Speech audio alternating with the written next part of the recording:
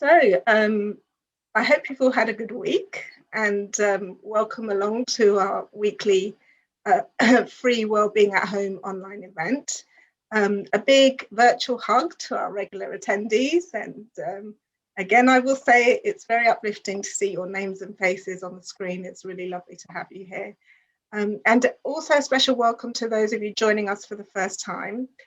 Welcome to our growing community. I really do hope you enjoy this session and you join us for future events. The community that we've... You can just listen on. Oh, hello. If everyone can put their mute on, please, that would be great. So our community is very much for those who want to empower themselves to lead a healthier and happier life.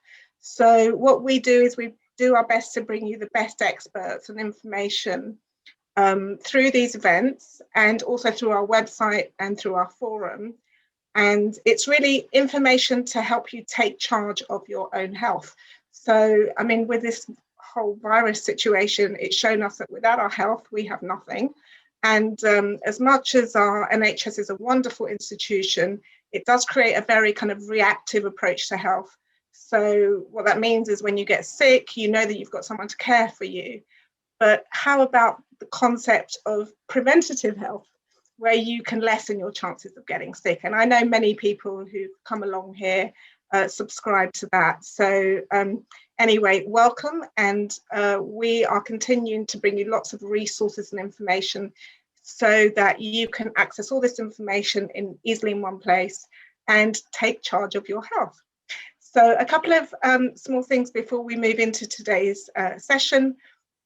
Our yoga teacher, Aliona, I know many of you are part of that yoga group on the website under the forum. She has posted some great resources in the forum and a further video for you on opening the shoulders, which many of us really need, those of us sitting at the desk like this all day. So go and have a look at that.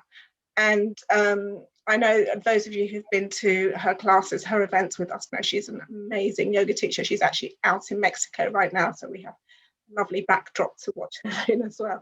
And then also we've posted the recording from last week's Qigong session, which was wonderful with Jill on the forum. So you can try it out if you weren't there last week or enjoy it again.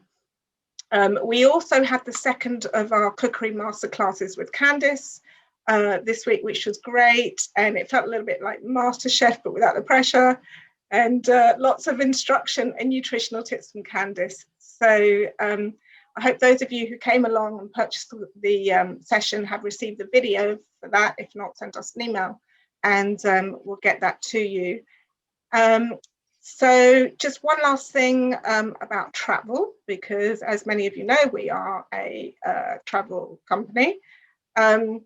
And we are waiting with bated breath to hear what the Prime Minister has to say on the 5th of April as to what is happening with international travel. The UK hotels will be opening from the 17th of May, unless we hear otherwise. It seems like we're all on track with that for now.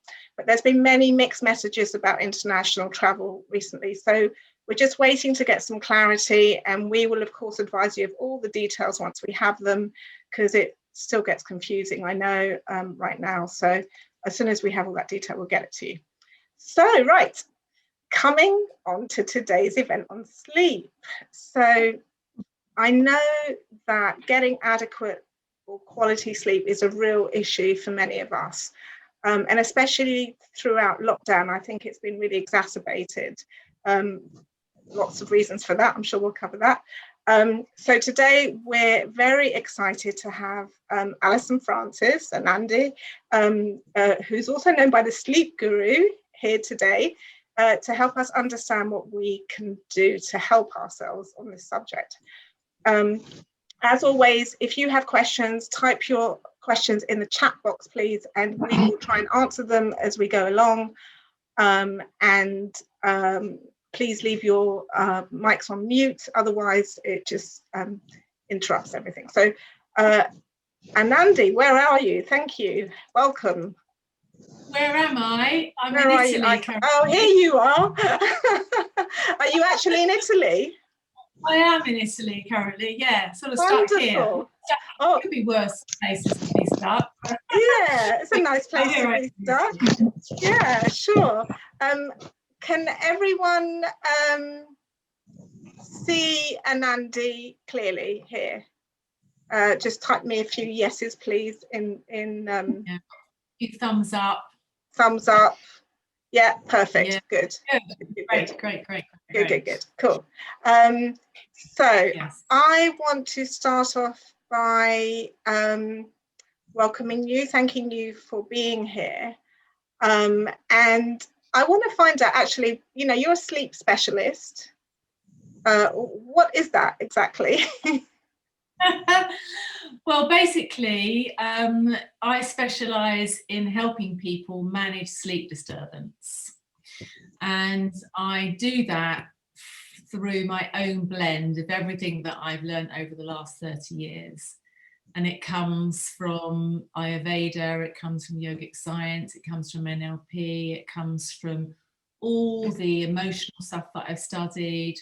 So I've basically come up with my own blend and a step-by-step process that I know works, because I know that you have to do certain things in a certain order, which we'll talk about in a bit. So a sleep specialist is someone who really needs to help you get to the bottom of your sleep issues and give you a strategy to manage the sleep disturbance. So that's basically what I do. Wonderful. Good. Okay. Well, I think it's a great thing that you're doing. It's something that we don't hear enough about, to be honest. I mean, we hear very top line information about how to get better night's sleep, but you know, just to delve into that. What made you do this? Why do you do what you do? Well, I have a big why, because I personally had about 10 years of really chronic insomnia. And I really understand what it feels like when people come to me and say they haven't slept for weeks, months, and can go on for years. So I really understand what it feels like to not sleep. So I do what I do because I have empathy with those people. And what is it? Sorry, carry on. Yeah. No, basically, you know, all the research that I did, I realized that so many people are having to resort to sleeping drugs, sleeping medication. And whilst they have their place, it's too early in the process for most people. Most people don't actually need them. Most people don't need them, but because they're so exasperated, they don't know where to turn, and they feel like they just want to get respite from the world, they go on to sleep medication. But of course, what happens when you go on to sleep medication, it's very addictive. It's very hard to get off once you get on. That is also a process, and it is possible, but it's better not to go on them in the first place. So, you know, my big message to the world is basically, most people don't need medication. Most people need balance, and they need to work out where the imbalances are, and it's different for everyone. And it's not a blanket thing. Everyone's different. Everyone has a different constitutional type with different imbalances. And the Western approach is very much, right, you're not sleeping, so here's a sleeping pill. And what happens usually, I find, is that people end up on sleeping pills and antidepressants. It starts with one or the other, but they usually end up on both, because when you're on sleeping pills, you feel really crap. You feel terrible. You don't feel like you've had a great night's sleep. You feel groggy. Yes, you've been unconscious for a certain number of hours, but you haven't had good quality sleep. It messes up your sleep. It's like taking an anesthetic. Therefore, you feel terrible. So then you start feeling depressed. Therefore, you end up on medication for antidepressants, and then it goes on. I've had people that, for example, I have a client currently, 18 years old. He was having some girlfriend issues, right? Nothing wrong with him at all. Having normal some stuff, issues. normal teenage stuff, yeah. Got dumped by his girlfriend, couldn't sleep. Mother took him to the doctors, and he's been on antidepressants and sleeping pills ever since. as a result of him, as an 18-year-old, feeling a bit depressed because he's had a heartbreak. And, you know, I mean, medication absolutely has its place. Absolutely.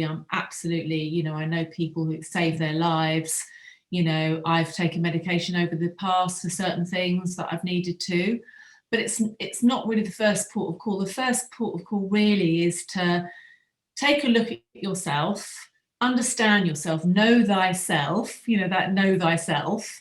And then you can understand what you specifically need for your own time, because it's not the same for everyone, basically.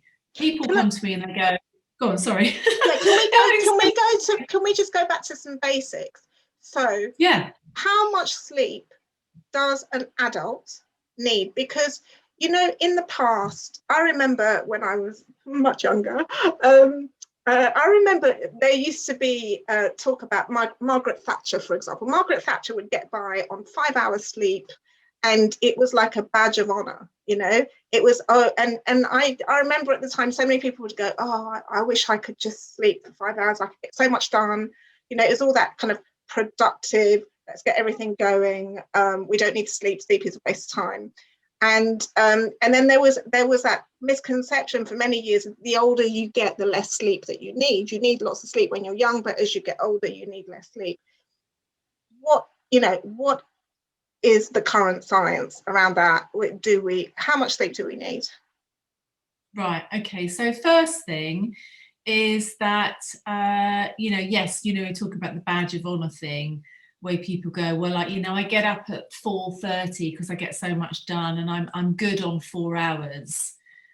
Well, there's so much research about that actually, if you're only getting 4 hours, then that's intimately connected with things like Alzheimer's. So most people need between 6.5 and 8 hours sleep. There is about 3% of the population who have a certain DNA that enable their bodies and their brains to do everything they need in 4 hours.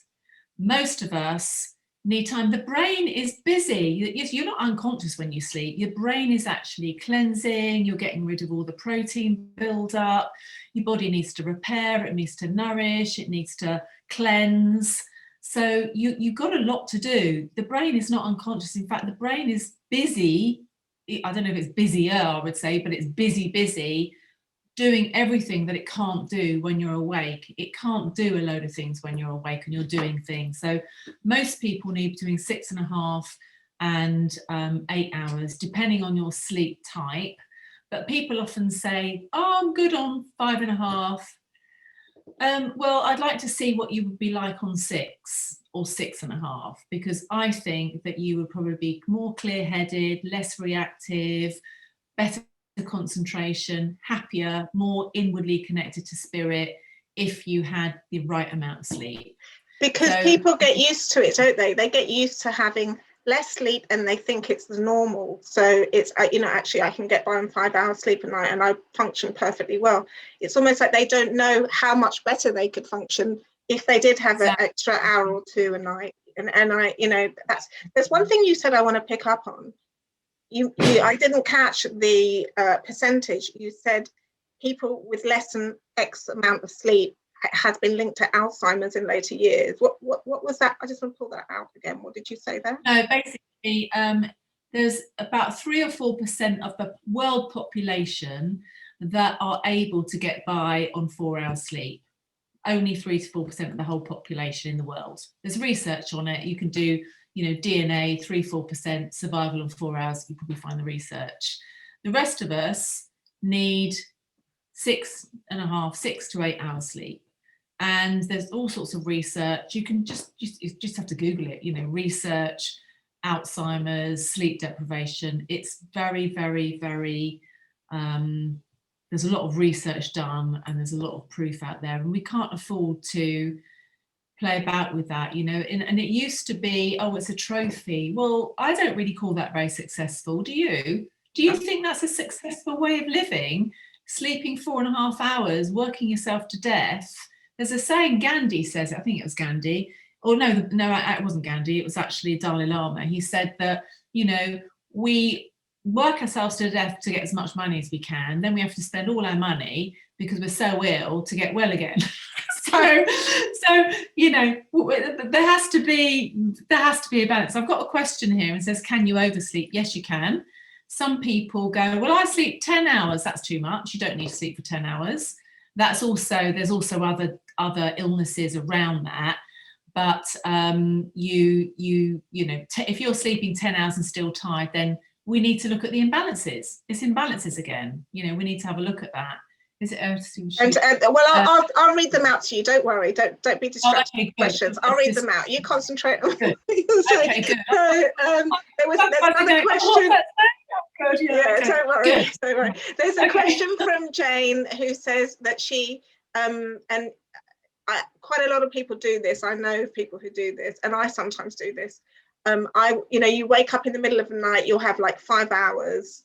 So you'll go to bed at 11, for example, you'll wake up at 4 a.m, wide awake, and then you maybe do some meditation, some breathing, or whatever it is, and you finally can get back to sleep.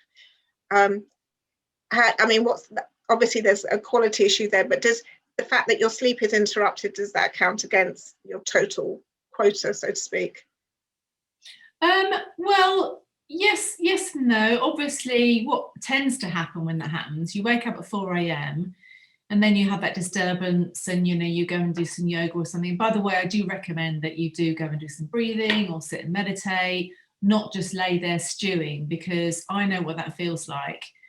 There are people that go, oh, just know that you're resting. No, I know that I've got a big day tomorrow and I'm going to feel like crap that day and I'm not going to be able to focus, and I worry. So, I know what that feels like. But what happens is when you do eventually get back to sleep and then your alarm goes off when you're in a deep sleep cycle and pulls you out of a deep sleep, you get sleep inertia, which makes you feel like really groggy because it's pulled you out of a deep sleep cycle. When you're in a good rhythm, your body knows that the alarm's just about to go off. So you should nearly be waking up, like coming up when the alarm is about to come off, when you're in a rhythm. But when you're all over the place and not in a good rhythm, then your alarm goes off and you're often in that sleep inertia stage. But if the answer to your question, if you are getting 8 hours, even though you woke up for an hour and a half, then and you've had 8 hours sleep, then you've had 8 hours sleep because you've gone through cycles. You go through the different cycles of sleep, so each cycle has a purpose and all that. So now it's another question, and this is actually a question that I was going to ask you later from Pam, because there are the people who say, well, after 4 hours I feel refreshed. She says after 6 hours I wake groggy and interrupted. But if I sleep on for 8 hours, that's another odd point to awaken. What's going on there? Because she's obviously feeling like, okay, if I get enough hours, if I get like 6 or 7 or 8 hours, I'm waking up groggy. But whereas with the 4 hours, I'm waking up feeling alert. Well, it might be waking up feeling alert, but you'll be tired later. So, you'll start, because the sleep pressure will start to build up. So if you because often what happens if you do wake up at 4 a.m, you feel alert. You feel, oh, I can get up and start doing things now. Yeah. But then, and then because your circadian rhythm in the morning is actually working, so everything is waking up. So despite the fact that you didn't sleep very well, you may well feel all right in the morning because everything's woken up, circadian rhythm, light's happening, melatonin levels go down, serotonin levels go up. But come the afternoon, you'll be like, you will be very tired because you haven't actually dispersed the sleep pressure. That's a whole nother thing, and not time to go into it today, but you haven't actually got rid of the sleep pressure hormone. So the long and short of it is, you need to have, most people, 97% of people need to have between 6.5 and 8 hours a night consistently in order to be at optimum health levels, basically. Because we know not enough sleep causes all kinds of health issues, memory loss. I mean, I read a report that said if you don't have enough sleep and you're driving, you could drive as badly as if you're drunk. So absolutely. there's all kinds of issues around that, and but that's kind of long and short of it. So when you had insomnia, so you said you had insomnia for how many years? It was about 10 years. That's horrendous. That is horrendous. And what was your pattern? My pattern was I would have real troubles getting to sleep, and then it would be like 1 o'clock, 2 o'clock. Then I get very stressed out, and then I would probably fall asleep about 4:30, and then and feel horrendous when I got up. Or sometimes I feel like I didn't sleep at all. Or sometimes I would crash and sleep through the night one night, and then the next night I'd be back to waking up or not being able to go to sleep or whatever. So I was just in this vicious circle. And of course the anxiety starts to build, and then when there's anxiety, that doesn't help because that's affecting all the sleep hormones, the anxiousness. So it was just like a vicious circle. And I was resisting taking sleeping pills. So, you know, I had to do the research and work it all out, which I did. And you fixed yourself. I fixed myself. You fixed yourself. I am a sensitive sleeper. So what that means is that I'm sensitive to noise, I'm sensitive to light. You know, I remember being a little girl, if the light was too bright, I couldn't sleep. If my father had the TV on too loud, I couldn't sleep. If I was going to do a sleepover somewhere, I couldn't sleep. So I'm a very sensitive sleeper. So I have to work really hard to actually keep myself in rhythm. Yet other people, they just put their head on the pillow and they just go to sleep. And they go, well, why can't you just go to sleep? It's like, well, you know, I'm in a different place, you know, you just go to sleep like that. So, yeah, you know, I have to work quite hard to keep myself in balance. So that's kind of goes on to this whole fact of there are different sleep types, so to speak, because a lot of the advice out there is very, you know, it's basic. Have your it's good advice, but you know, your regular time of going to bed, keep away from screens, don't eat too late, all those kind of basic things that we should be doing anyway. But for some people that works, and for other people it doesn't work. And what you're saying is that actually, like you, a very sensitive sleeper, you have different types of people who have different sleep patterns and need different approaches, right? Exactly. Yeah. So basically the sleep types connect to the Ayurvedic lineage, and there's a sensitive type. Sensitive types tend to be quite anxious. They're often always cold. They often have digestive issues, especially constipation. Their place that they go to this is like a very quick overview. Sure.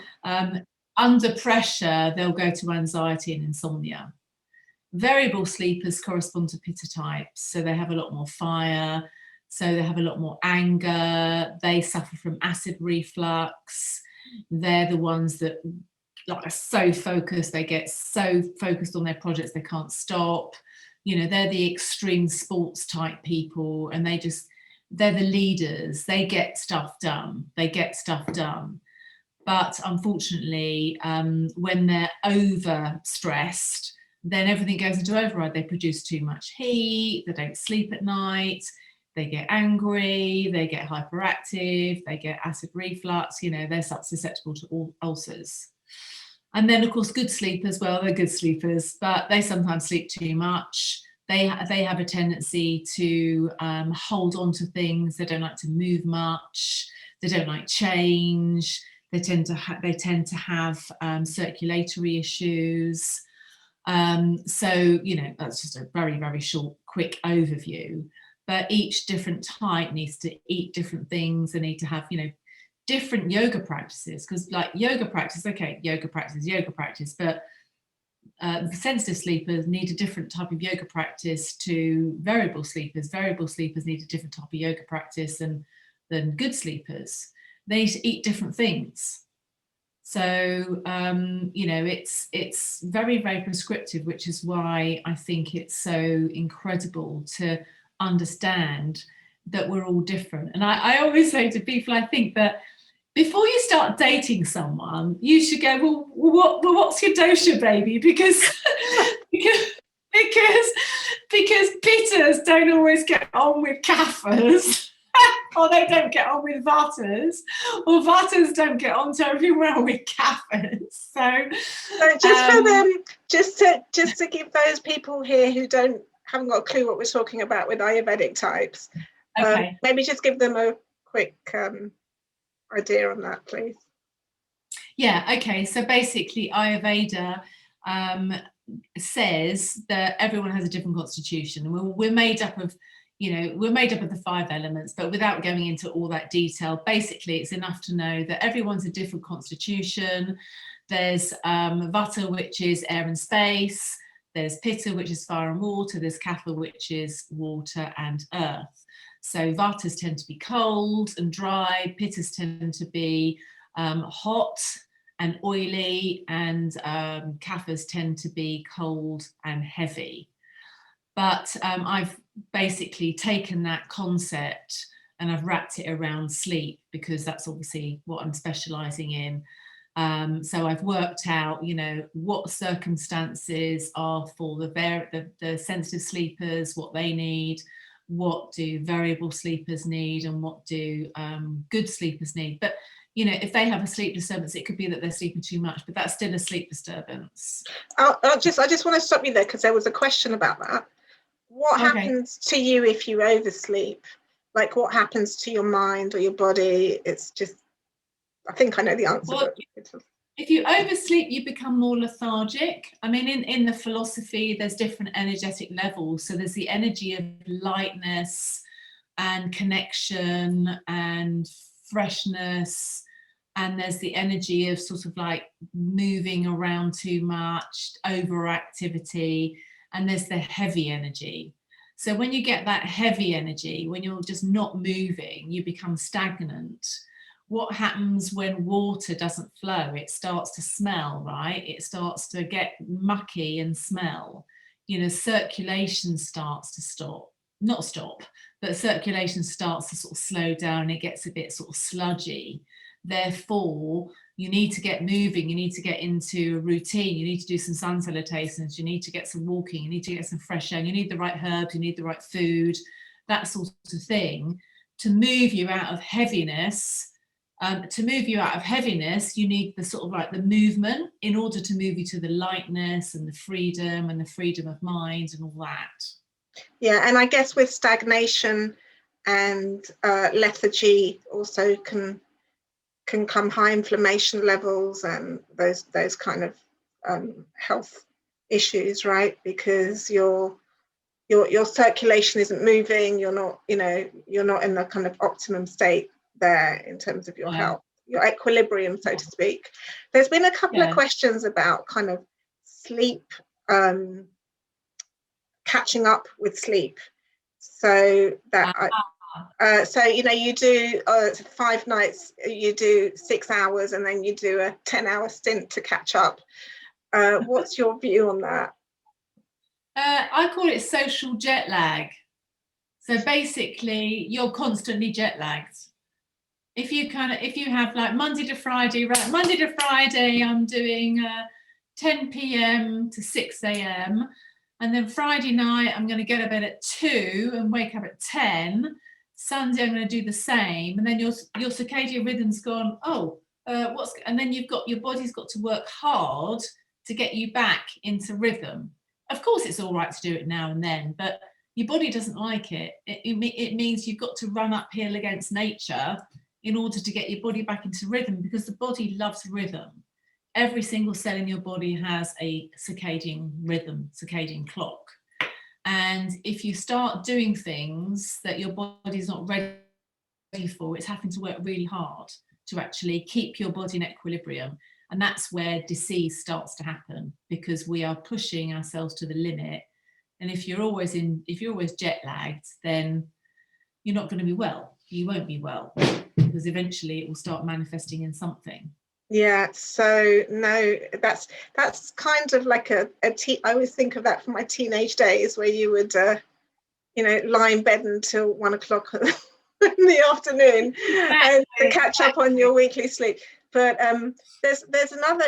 Gosh, we have so many questions. If you don't mind, I'll just throw some of these questions at you, and then we can get back to talking about stuff, because this is obviously a hot topic.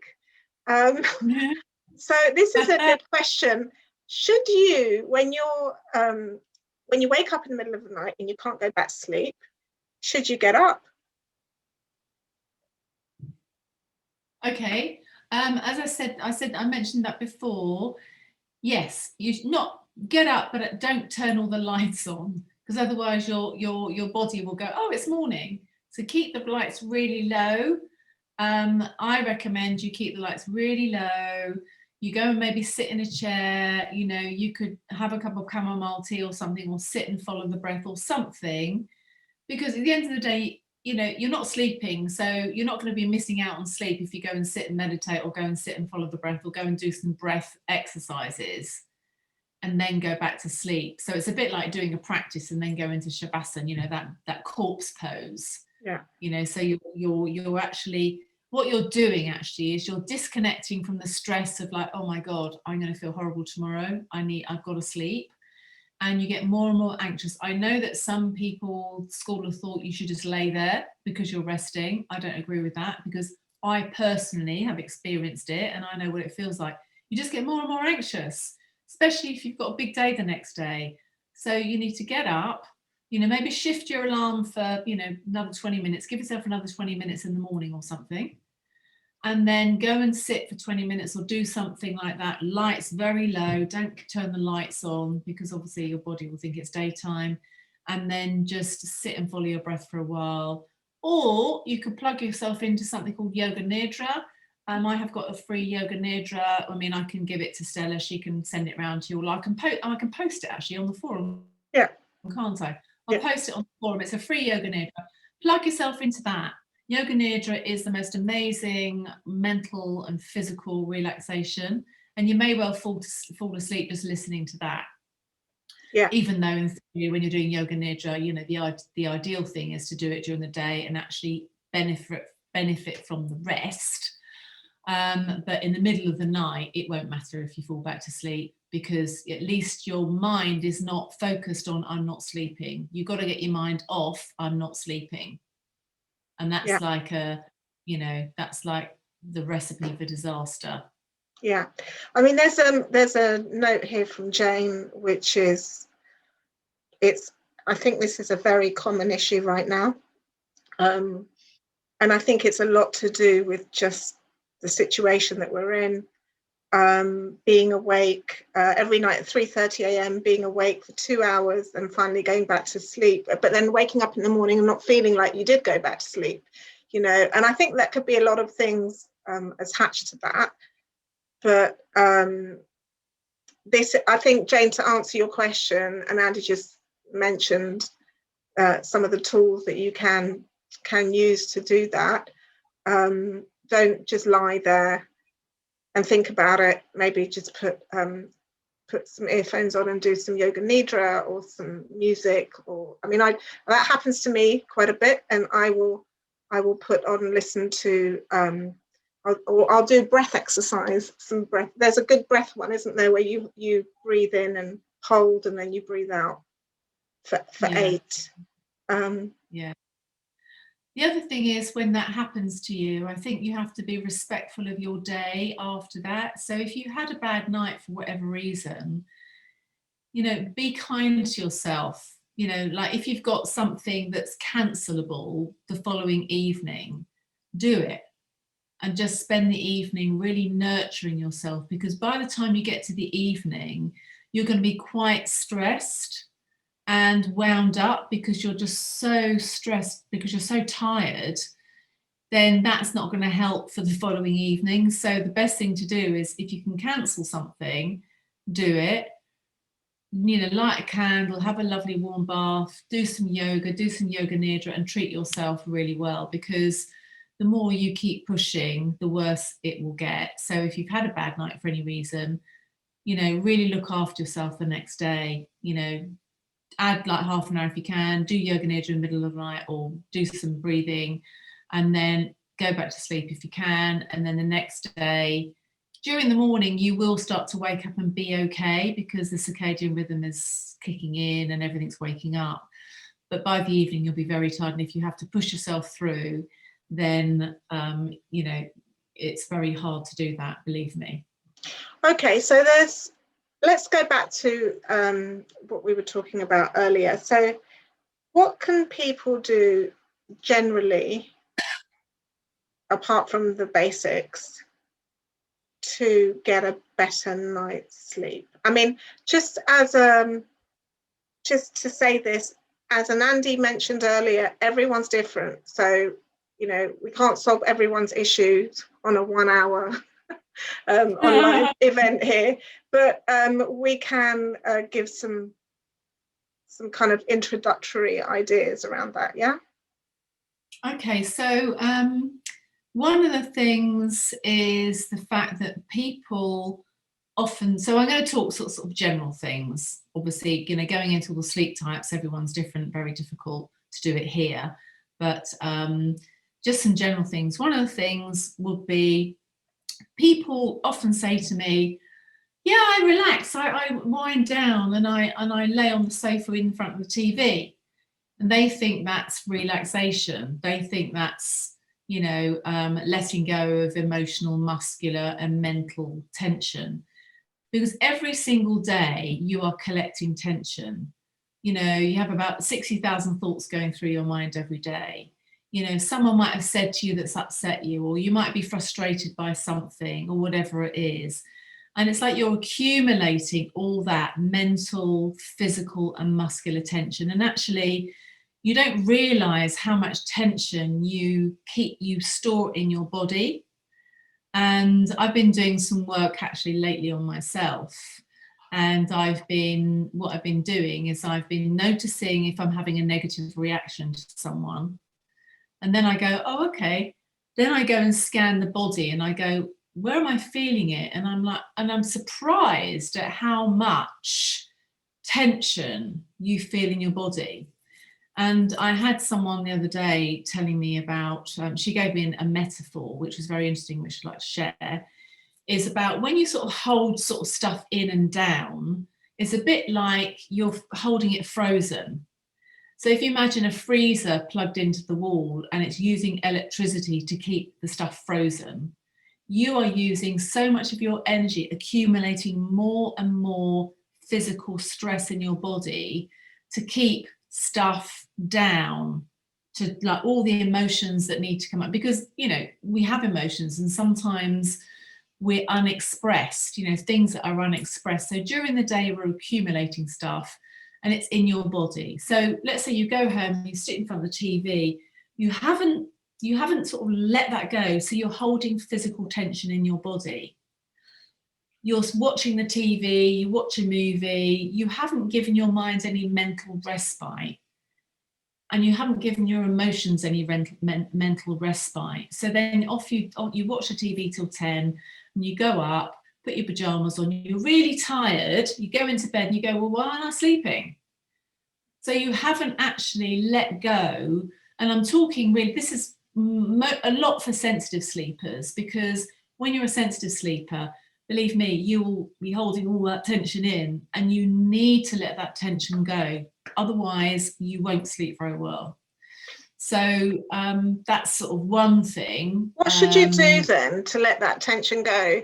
Should you go for a walk? Or, I mean, you know, culturally, so many people do this before they go to bed, or it's kind of family time. You sit with your spouse or your family, whatever, and you watch TV.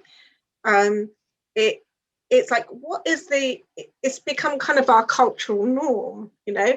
So yeah. What is the alternative to that? And because I totally get that, someone may have said something to you throughout the day and they annoyed you and it's just stayed within you, or something stressed you out, or whatever happened, and it's all within you, and then you're suppressing it because you're just ignoring it and then using your mind to focus on a, you know, line of duty the BBC or whatever it may be. And but then what should you do instead? Well, basically, it's not a good idea to just slob in front of the TV, watch a movie, and then try to go to bed, especially if you're a sensitive sleeper. So you need wind down time.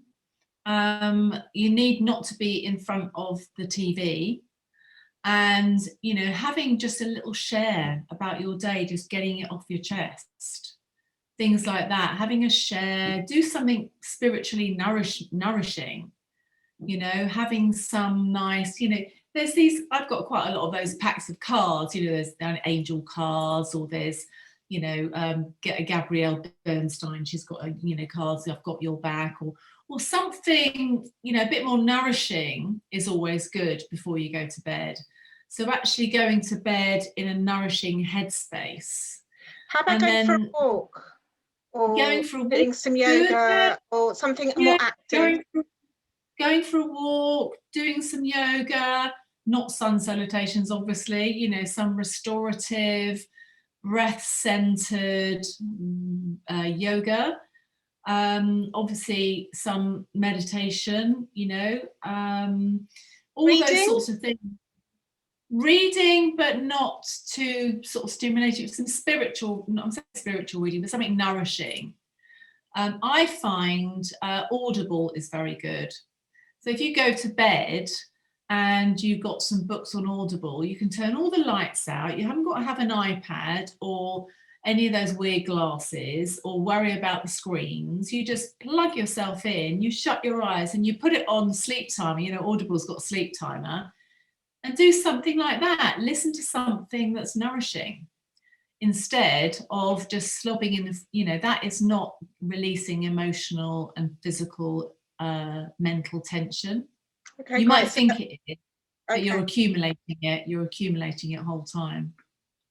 Okay, so that's one thing. What else could people do? Okay, so another thing, of course, I know people talk about don't eat too late, but I'd like to share why you don't eat too late. So if you are eating your main meal in the evening, let's say you're having your main meal at, I don't know, lots of people have the main meal at 7:30, 8 p.m. That's their main meal. By then, I'm afraid the cook's gone home. Your digestive fire actually is more active when the sun is over your head. You really should have the bulk of your calorie intake. I know people hate me when I say this, but I'm going to say it because, you should have the bulk of your calorie intake in the middle of the day, because that is when your digestive fire is at its highest. So what happens in the evening is that you eat your meal, and then you have to relight your digestive fire. So your body's recreating heat. And in order to go into a deep sleep, you actually, your body temperature needs to drop. Therefore, you're running uphill against nature again. So running uphill against nature, eating too late. So evening has got to be light. If you're having a sleep issue, it's definitely worth swapping around and having more calories at lunchtime and less calories in the evening. Eating early, eating light. Alcohol, minimum alcohol, have it early, have a glass of wine early if you can have a glass of wine, but have plenty of water, because obviously your body's processing alcohol. Forget those glasses things, and there's no one should be in their bed on their computer. So because this is the new phase, this is the new phrase right now. Look. Oh God!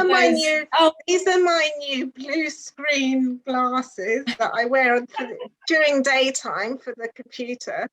But at night, you've got these orange lens glasses. They're the new craze, and they apparently cut out all of blue light, so people feel like they can sit in like this. Yeah. That's of course that's a good thing in the evening if you want to do that. There's nothing wrong with that, but don't use it as an excuse to stimulate your brain and do your Facebook and your emails when you're in bed. It's just not going to work. So yeah. How about watching the news? 10 o'clock news before you get to... No, don't watch the news, no.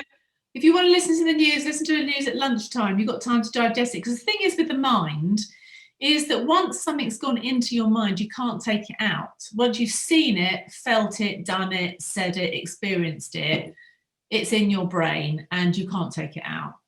Therefore, you have to sort of protect your consciousness, if you like, and stop all that stuff penetrating you, especially sensitive sleepers, because you don't really have an outer skin. So everything goes in. You know, those good sleepers, they have a bit more of a solidity to them. They're more earthy, they're more solid. Doesn't really penetrate them as much. But the sensitive sleepers, it all goes in. There's no, there's no sort of outer skin. So if you want to listen to the news, lunchtime news, it's not changed much by 10 o'clock. No. So no, don't watch the news. Don't watch the news. Okay, so right now we're at two things that are kind of part of our culture: having our evening meal together and and watching TV. You can do that. Just change it slightly and make it light. It's no excuse now because we're all at home anyway, so we could have a lunchtime meal together. It's interesting, but it's just something that's become, that's just the way it's been for many years. Exactly. But let me ask you this: what else is there that we can do? Okay, so we've talked about eating early. We've talked about mental, emotional, and physical stress. We've talked about the gadgets. The other thing is, one of the things is that you've got to give things enough time to work. What happens is that people go, yeah, well, I do yoga every night, but it's still not working. And then when I start asking questions and I go, well, how long are you doing it for? What yoga are you doing? Is it breath-centered and all that? So doing the right type of practice is important, doing it for long enough. People go, yeah, well, I do. There's something called Chandra Bedi, which is left nostril breathing, which is connected to the lunar energy, the quietening, the feminine, and all that energy, quietening energy. And I do that. That doesn't work. Well, how long are you doing it for? Well, I'm doing about 7 rounds. Well, you need to be doing that for 15 minutes.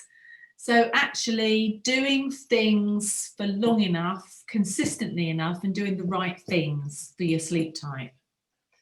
Okay, so don't just do it for a few days and go, well, it hasn't worked. You might as well take a sleeping pill at that point if that's what you want. Exactly. Really fast results. Okay. Exactly. We're so used to wanting this, quick fix. I'm afraid, as I said that quote from the Dalai Lama. We spend all our time making ourselves ill. These sleep issues don't just happen overnight.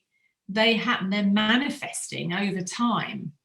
There's something. In the Ayurvedic model, there's 6 stages of disease. So by the time a sleep issue has manifested, we're at stage 5 by then. So you've been going through the stages, pushing it down, ignoring, running against nature, keep going. But your body's eventually going to start manifesting something.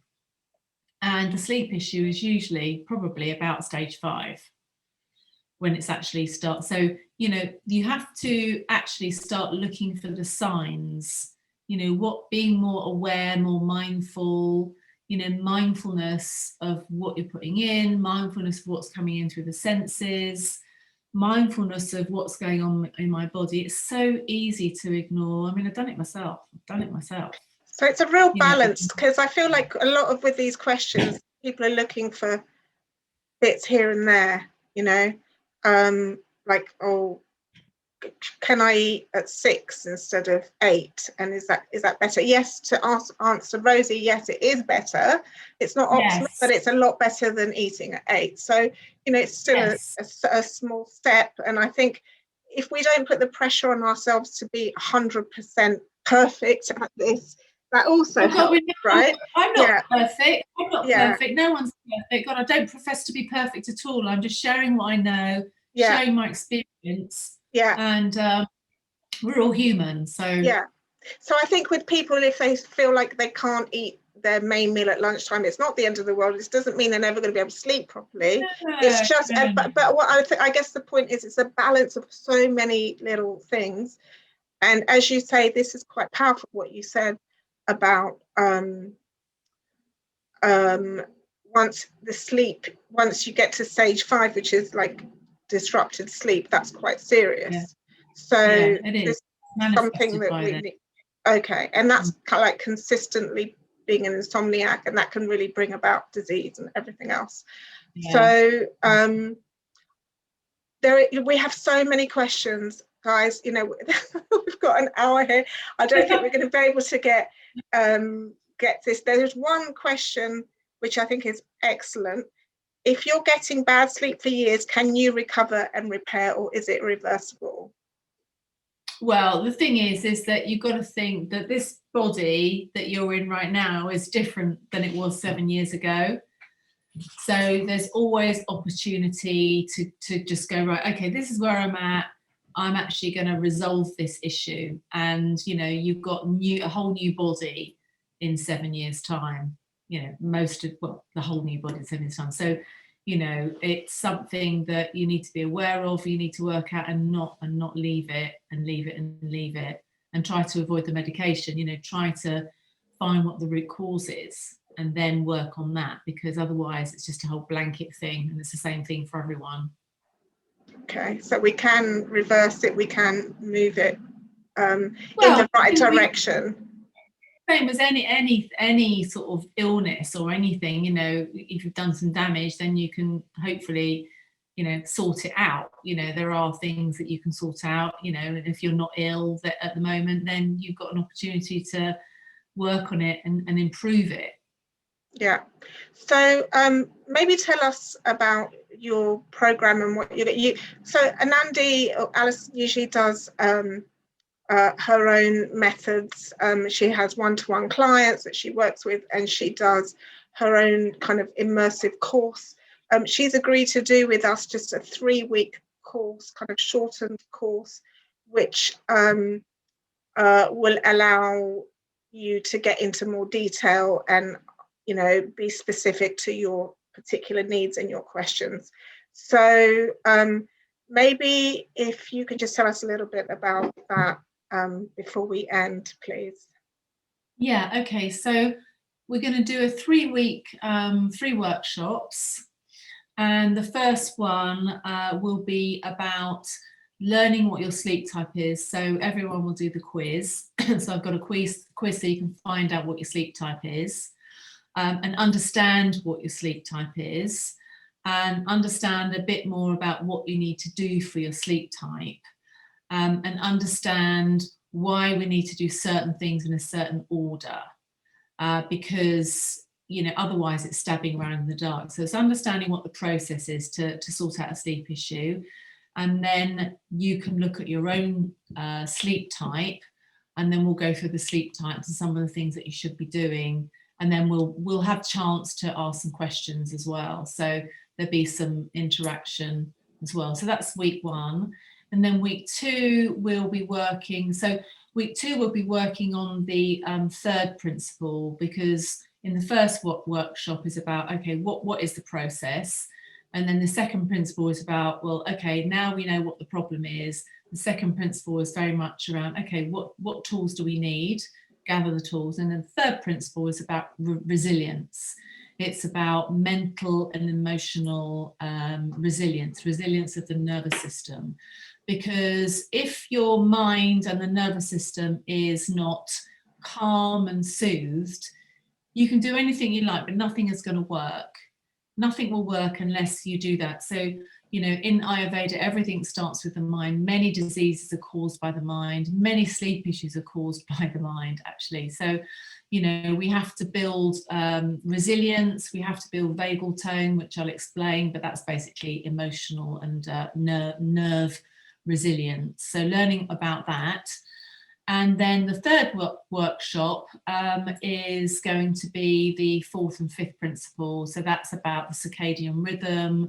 It's about learning about your mental and physical digestive fire, what it is, how it works, how it affects your hormones. So we'll touch on, menopause, what sleep types suffer from what type of menopausal issues, and a little bit about the rejuvenate phase, which is the last phase, which is very much about the nourishment, because we can't do that before we sorted out the mental and physical digestion, because it will be a bit like going onto a brick wall. There's no absorption there. So we have to sort out the resilience. We have to make sure we can physically, mentally digest, and make sure our circadian rhythm is much more in balance, and then we can start putting the nourishment in. Otherwise you won't be absorbing it and taking advantage of it. And there will be some interaction, you'll be able to ask some questions. So it'll be an introduction to the process. Obviously 3 hours, we're not going to be able to cover everything, but it will give you very good insights. And if you're suffering from a little bit of sleep disturbance, then it might just be the thing that will sort you out long term. Otherwise, there'll be other opportunities to ask questions and find out what the next steps are after that. Yeah, brilliant. Thank you. Thank you so much. It's really been very helpful. And I think, there's some really good tips and advice there. I mean, there were some comments here about, we don't all have time to do yoga in the evening and stuff. You don't need to do a whole 1 hour yoga practice. You can do a 10-minute practice before you go to bed. So I think it's just changing things up and committing to doing things differently, because if you do the same thing, you're going to get the same results, and not looking for quick fixes. So I thank you so much for being with us here today and sharing your great tips and information. We'll release details about the course next week. If anyone wants to come along to that, that would be great. And please can I ask everybody to just spend a few minutes and leave a review on this event. That would be very helpful. Thank you. And I'll post the Yoga Nidra free thingy on the forum. Yeah, perfect. I mean, there were some questions about should you have afternoon naps? That came up a couple of times in the questions. I think Yoga Nidra is probably a better thing to do in the afternoon, right? Than it is. So the naps is another whole thing. So maybe I'll talk about that on the course. All these lovely questions. Thanks everyone for coming along. I mean, we've got so many questions here. We could spend like 3 hours just doing but it's been brilliant to have everyone so engaged. Thanks for coming and being so engaged. And next week we'll be in touch about next week's talk event and soon, and have a great week ahead, and get some good sleep. Try and get some good sleep anyway. Sleep well. Sleep well. Take care everyone. Bye.